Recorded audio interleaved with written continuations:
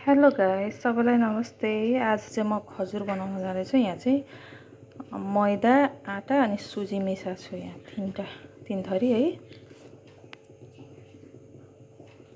त्यसपछि यहाँ काजु अनि बदाम चाहिँ यहाँ ग्राइन्डर गर्न लगाइरहेको छु।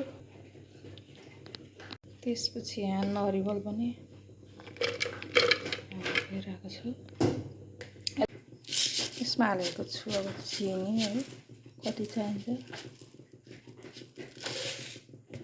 त्यसपछि यो पिनेको पेस्ता, काजु र नरिवल है।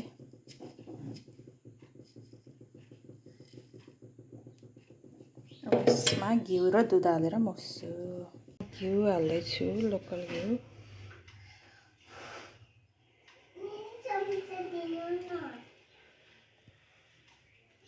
चाहिँ घिउ है। म चाहिँ हात धोएर अब यहाँ मुस्न लाग्छु। अहिले चाहिँ एकछिनसम्म मुछिरहन्छु म सबै कुरा हालेर। अब दुध हाल्नु लागि छ, अलिक पछि हाल्छु ल।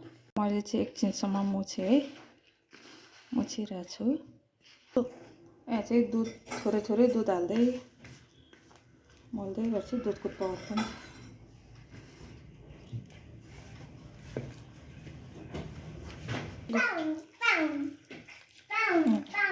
चाहिँ यहाँ सेप बनाउँछौँ। अब यहाँ काँटा चम्चाले फेरि डिजाइन गर्नुपर्छ।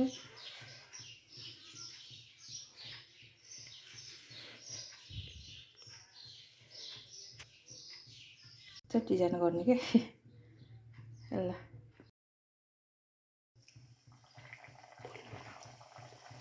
यहाँ चाहिँ फ्राईको लागि हालिदिएँ मैले है। सानो ग्यास लाउनु पनि तातो कि क्या बढी।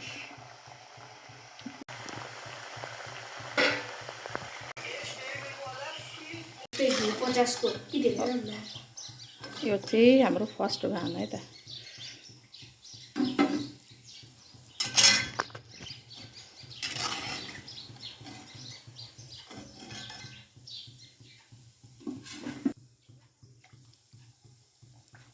ग्यास चाहिँ सानो लाउनुपर्छ।